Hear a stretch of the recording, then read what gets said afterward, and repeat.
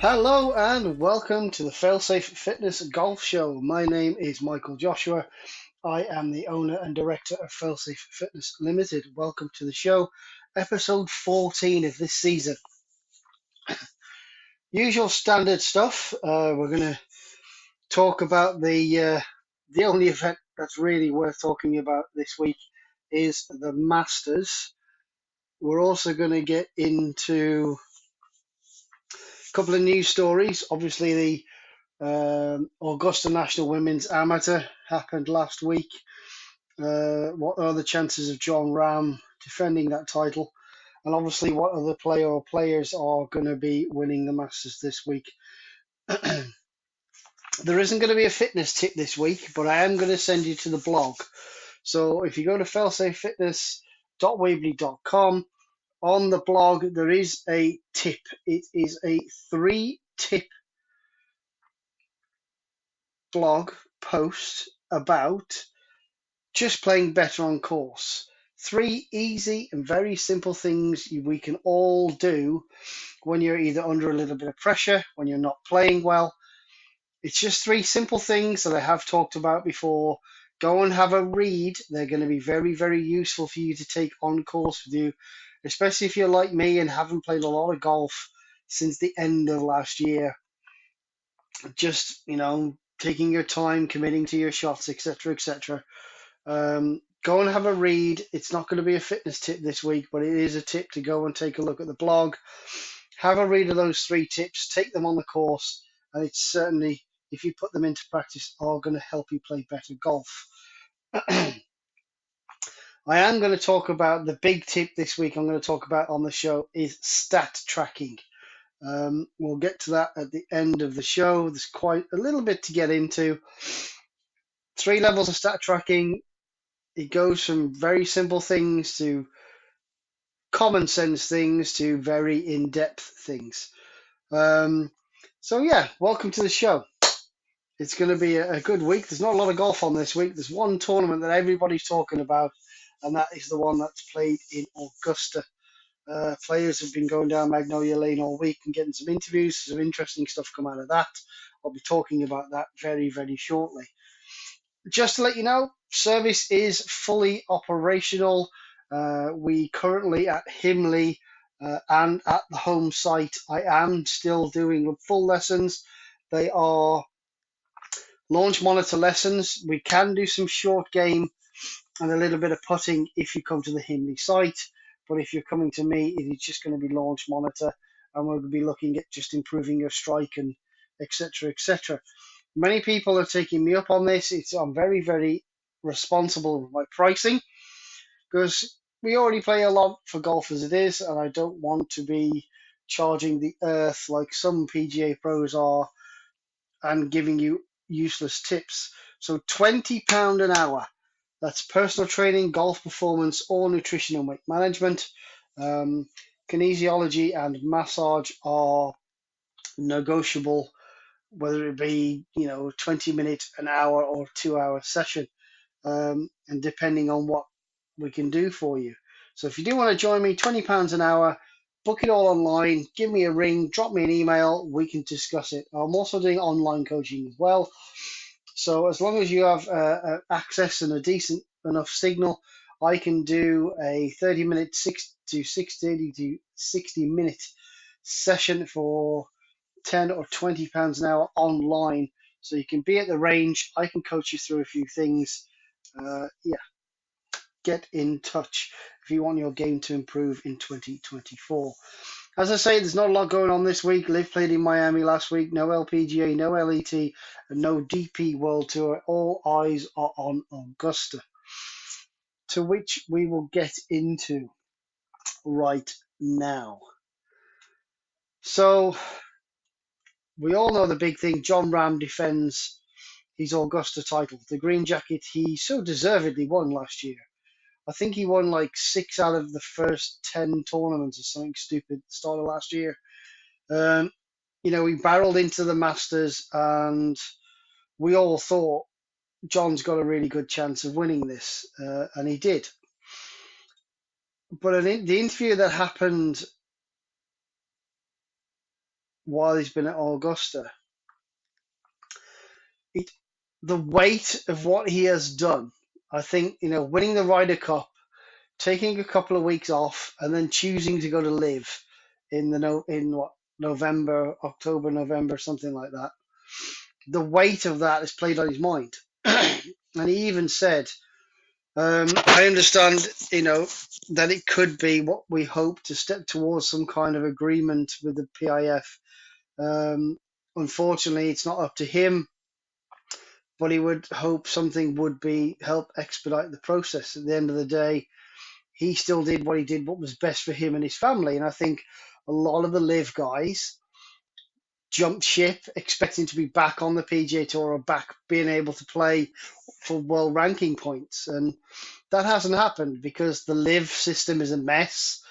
There are too many chefs in the kitchen, especially at the likes of the Majestics, three co-captains. How can you have three captains of a team? Ridiculous. None of them are eligible to be cut off the tour because they're co-owners of a franchise. And that's where the OWGR are going, well, this is pointless. If there's no, all you've got to do is stay on the tour is buy your way into a team. So I get it. And he himself even admits that I still love the PGA Tour. He's missed going to Torrey Pines. He's missed going to Scottsdale, Riviera, Arnold Palmer, even Valero. He said there are a lot of guys on the tour that he misses, and he misses competing against certain people. But he has so much to focus on. The dynamic as a team captain and a leader has changed the way he thinks about his golf. And Nick Faldo came out this week and said, how is Ram's preparation? He's not really played a lot of golf. This time last year, he'd already played about 10 or 12 events. From the November to the Masters, he played about 10 or 12 events. He'd won 5 or 6 of them. He was absolutely stonking it round. And, he's been playing invitational golf in shorts, not on very tough golf courses, and not performing very well. So can Jon Rahm defend this title? I don't think his form says he can. And with a lot of people and players on the live teams or live side have not got an invite, have not been there. Joaquin Niemann only got the invite because he won the Australian Open, which is on the invites list of winners. So it's very difficult for Jon Rahm to come into this and have any hope really of defending that title. And he talks of the regret, and I get it. I think there's a lot of things been said and done, but live needs to sort itself out. I've said from the start, there's 2 ways live needs to go now. They need to scrap the co-captaincy. So one man is the captain. Win, lose, or draw, those captains can still be kicked off the tour. They need the 54 holes. They need to make a cut after 18, a cut after 36, and then the final. And I've said before, and I'll say it again, whatever teams are playing, if there's 14 teams, the bottom, whoever's left. So day 1, everybody's scores count and they get multiplied together. Day 2, everybody's scores count. Day 3, everybody's scores count. But obviously you make a cut at 18 holes and 36 holes, which means not every team is going to have 2, 3, or 4 players in the running. The better your team, the better your players, the more points and more better score you're going to get. That to me makes sense because the better players are going to make those 2 cuts. The better teams are going to have more players in those cuts. The better teams are going to win. That simple. And I think that's the only way forward for them.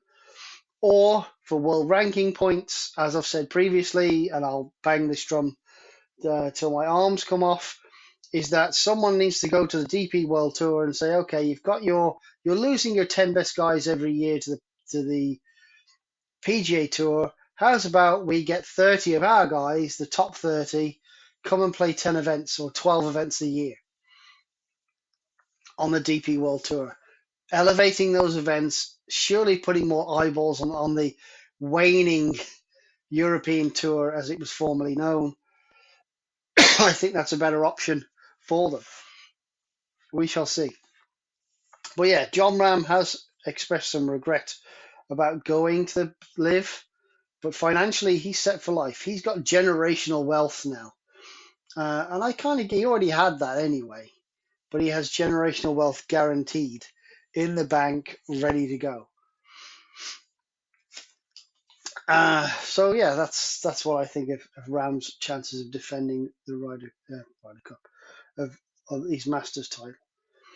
Talking of Masters, the week before, Lotte Wood um, won the Lotte Wood, sorry, won the Augusta National Women's Amateur and has decided not going to the ACC. Um,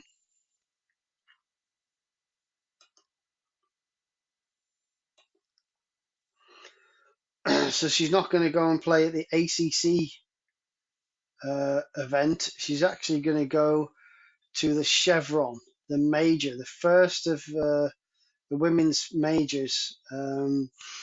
So the Chevron Championship overlaps the ACC Championship, and the 20-year-old sophomore from Florida State has opted to make her major championship debut at the Chevron next week. Obviously, I've been told that this week that I'd be back, two back with four to play. I would never have won it, but on the back nine, things can happen, and she won.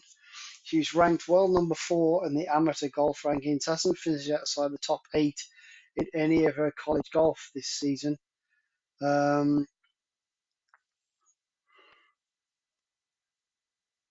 with Nelly Corder on a bit of a winning streak as well. She's up there. Corder's the first American to win 4 starts on the LPGA Tour since Nancy Lopez won 5 back in 1978, which is the year I was born. So Nelly Corder's on a heater. We've got a brand new 20-year-old amateur champion playing well as well. It's going to be interesting next week at the Chevron, and I think she's another, one of the young collegiate females um, that over the last sort of 3-4 years we've seen come through and just take the world storm. Rose Yang came through. We've had quite a few, especially Solheim Cuppers over the last couple of Solheim Cups that have really shone during and they've all been college golfers and they've come through and made their pro debuts, and it's an exciting time to be watching the ladies golf. I think there's so much more talent, so much more interesting, and the talk isn't always about money or majors. It's about the fact that these females are so talented that the cream rise to the top, and I think the LPGA definitely is at the moment. So yeah, well done, Lottie Wolf. Well done. The third thing, obviously, is the other person that's on a heater and tips to win the Masters for me. Scotty Scheffler has to be in that discussion. He's won at the Arnold Palmer. He won the Players. He was second in Houston. The guy's been world number 1 for a while. He's got probably the worst swing any golf coach has ever seen. But the guy is sending it round the golf course like nobody's business. And it's hard to bet against him. So, I would like personally Scotty Scheffler to get a second green jacket. I think that would be great. But I think that I would really want to see. I want to see Rory make the 4. I want him to get that missing green jacket, get that out of the way, and then maybe potentially that 750 million from Liv. He could just go. He's got all 4 majors. Bye. See you later. We don't have to hear him whinge about stuff ever again on the PGA Tour. That could be a possibility. But the person I really want to play well this week, but I don't think his form is showing it, and that's going to be a certain Tommy Fleet. And I've said this for a while. I've said this for about since he finished second at the Open, 2019. Shane Lowry beat him on the Sunday. I've wanted, I've not wanted anyone else to win a major more than him. There's been a few guys that have surprised me that have won majors, but I really want him to win a major. And I think if Tommy doesn't get one this year, I just don't see it happening. And I don't know why, but my gut feeling is if Tommy doesn't get one in 2024 or maybe early 2025, I don't think Tommy is going to win a major in his career. He's going to be one of those players like a Colin Montgomery, who is a great player, but never quite got over the line in a major. That's a shame. Yeah, Scotty Scheffler and Tommy Fleetwood are the guys I'm rooting for to win majors, or the first major of the year.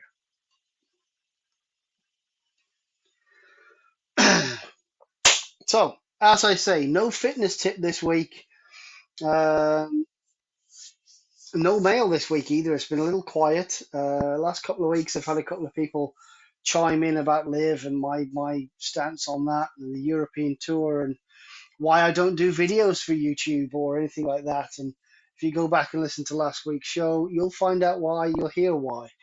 But no tip this week. Go and read the blog post. 3 ways to just play better on the golf course. And these don't mean if you're playing bad. These are 3 things you can do if you. These are 3 things you can definitely do. So my phone keeps trying to play podcasts while I'm recording, which is always very good. I don't know. I haven't asked Alexa to do anything. I haven't asked anybody to do anything. My phone's just decided it wants to play another podcast. Technology, we love it.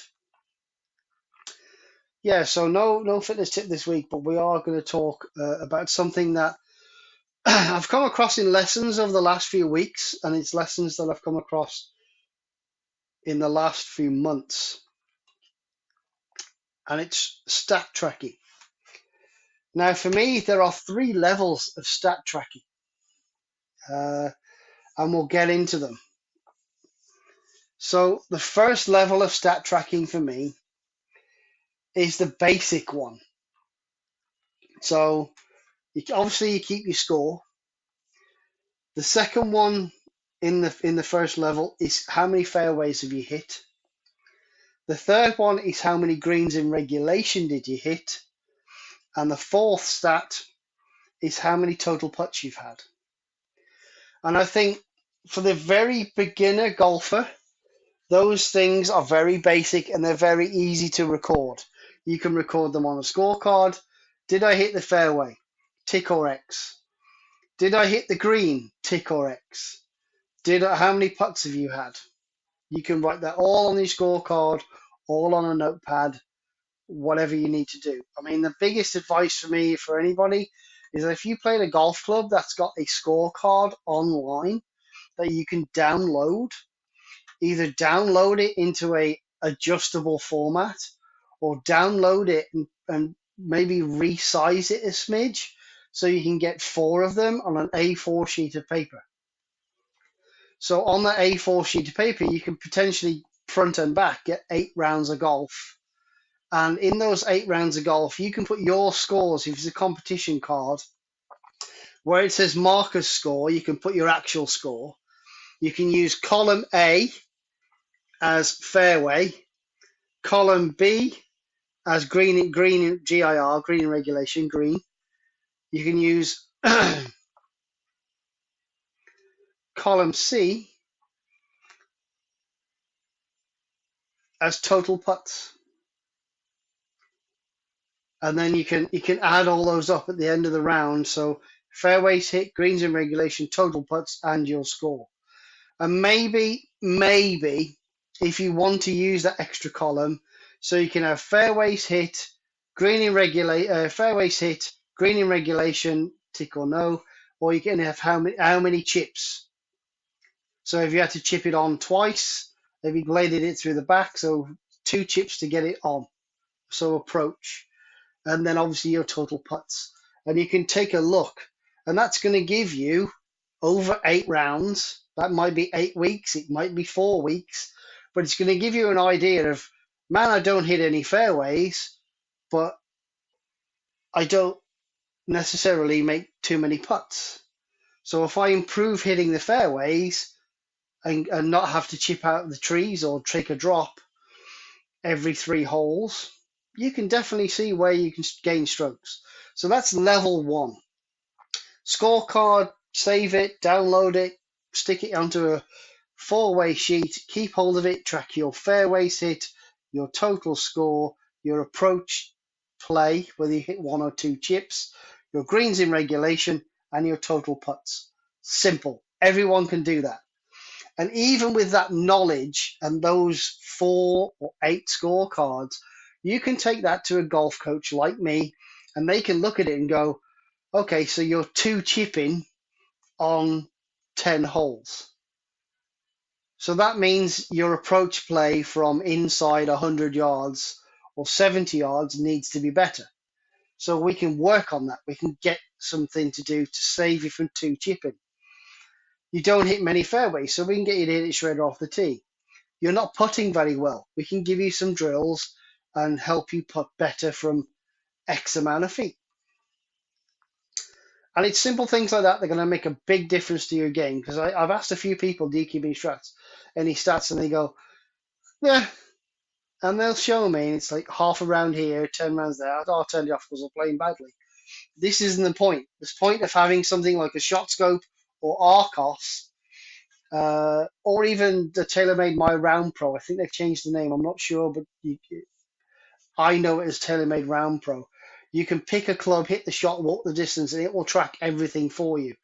There may be a small fee in charge. I know with Swing U, there is definitely a 30 to 40 pounds a year charge, but you can use the app on your phone. The phone will use your GPS, and that GPS will then track all your shots. And inside about 3 or 4 rounds, it will have an idea that your driver goes 200 yards, your 7-iron goes 130, and you 3-putt most of the time. So round 1 is, like I say, round 2 is exactly that.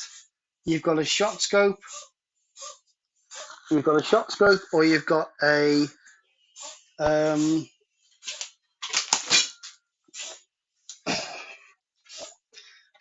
very interested.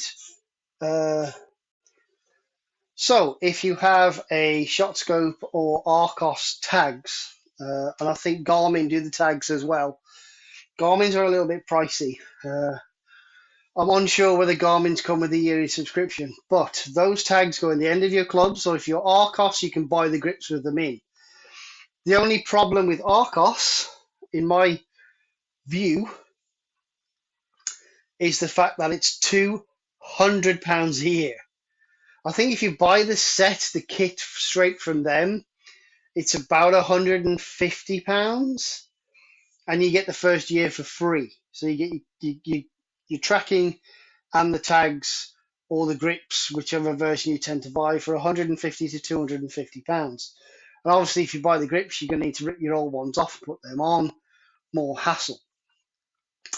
I've been a big avid fan of Shot Scope, so since 2020. So this will be my 4th season I've used the Shot Scope. Tracking stats, approach, play, putting, off the tee, etc., etc. It's 130 to 250 pounds. It's about 130, 150 pounds for V3. They've got the V5 watch now, which is a full color round watch that looks a little bit like a Garmin.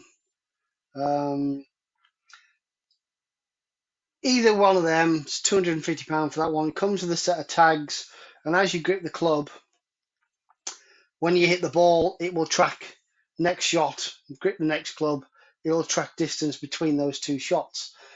The only problem I find, I think, both with Arcos and the Garmin and the Shot Scope, is that if you're looking in the rough for your golf ball that you hit off the tee, if you've got the club in the hand that you've got the watch on, it will tag that you've hit a shot. So a few people I've seen this week have shot scope, and I've seen their stats, and they go, actually, I shot 84, not 87. I said, so that went out of bounds, and you were looking for it with the club? Yes, I said, yeah. This is a problem. Reason why you need to go into the app and edit it, and sometimes editing your stats can make a big difference. Checking your round is a bit of a pain. It's modern technology. It's great, but it needs a little bit of a helping hand.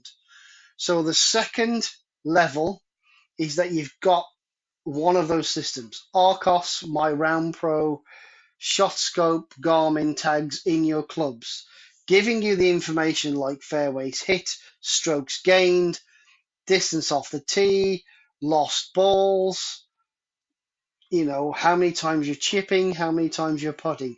It'll give you the full everything. It'll probably give you your best drive, your average, and your playing average. If you're on shot scope, it actually gives you a play. So if you hit a 4-iron from under 2 trees during a 9-hole round, the software kind of knows you're not hitting a 4-iron 50 yards. You're going to hit that 4-iron, 150, 200 yards, say. So it's very clever in the software, knowing that you haven't just hit that 4-iron 50 yards, so your playing average is 72 yards. It knows you can actually tag in the software that it was a recovery shot or positional shot, and it doesn't count that towards the actual playing average of that club. And like I say, that tracking software, those systems will track your fairways, greens in regulation, total putts, how many shots you're taking from inside 50 yards, how many shots you're taking from inside 30 yards, and your approach is from 80 yards and up to the green. So then you'll have an idea of how far your clubs go, what your miss is, and where you need to improve. Perfect. So you've got a system in place. The first one is very basic, and you're keeping it all. The second level is you've spent money on technology that's doing most of the work for you. All you've got to do is check your round at the end, and you can go, well, okay, against a 15 handicapper today, I'm a 19 handicapper, but I've drove the ball longer. My approach play's been better, but my chipping and putting is letting me down. So it's chipping and putting when you go to your coach. That's where they'll go, okay, we'll improve your chipping and putting. So inside 70 yards, if you can just hit the green instead of chipping it twice, shot saved. You do that 4 times around, your 18 handicap will be down to 15. So you're gaining strokes off the tee, you're gaining strokes on approach, and you're gaining strokes in and around the greens in your short game, which means your handicap will come down. And that's perfect. And the third and final level is all of that put together. But in that, you will also know not just your playing average distance, but you'll know how far each club carries. So actual carry distance. And this is elite level. So the beginner is very easy. You track your fairways, your greens, your total putts, and your scores, and maybe how many chips it takes to get you on the green. The second level is you've bought technology that's tracking most of that for you, so you've got an idea of which parts of your game need improving. The third elite level in terms of stat tracking is you now know not just how far your clubs go, but how far your clubs can carry.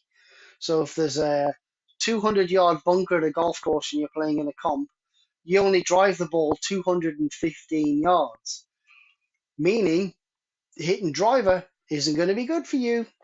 You're going to need to hit your 5-wood, 3-wood, or 4-iron off that tee to miss that set of bunkers and then hit your next shot as close as you can to the green. But if you know you carry your driver 230 yards, you can whack away. And that knowledge can be very, very powerful when you're on a golf course, how far your clubs carry. And the third and final thing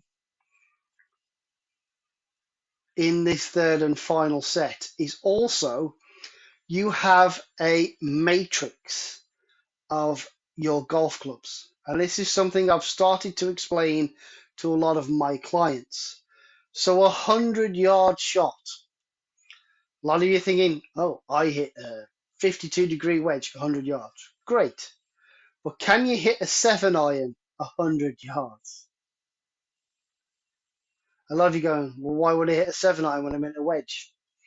Well, put it this way. You've hit your shot, you hit your drive, you're under a tree, and you need to hit a low one, but you can't hit your pitching wedge because you're just going to loft it straight into the branches above your head. So can you hit a half swing 7-iron 100 yards? Can you hit a choke down 9-iron 100 yards? And this is what I talk about matrix. So a lot of the best golfers have a choke down on their club distance. They have a 3/4 swing distance and they have a full swing distance for most of their clubs throughout the bag. So they know exactly if they choke down on it, they're going to lose 10, maybe 12, 10 to 15 yards. If they're choking down on it and only hitting 3/4 swing, they could lose anything up to 50 yards off that club because they're just trying to control it into wind, downwind, crosswind. They're just trying to keep it down.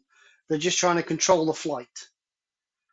And once you can learn to control the flight and be able to hit a high one, a normal one, and a low one, regardless of whether you're choking down or not, you have mastered golf.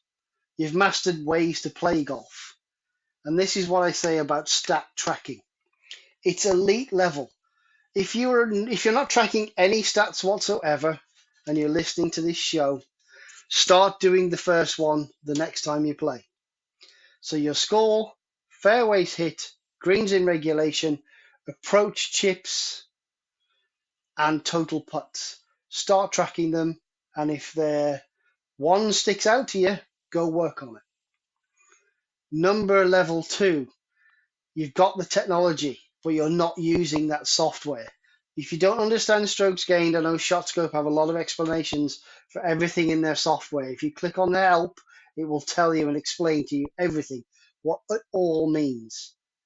And also, when you're playing your rounds, make sure you're not waving your 7-iron round everywhere, looking for the ball in the rough. Use your other hand that doesn't have the watch on. Otherwise, it will register shots. And ShotScope will think you're a 25 handicapper when actually you're only an 18. Simple.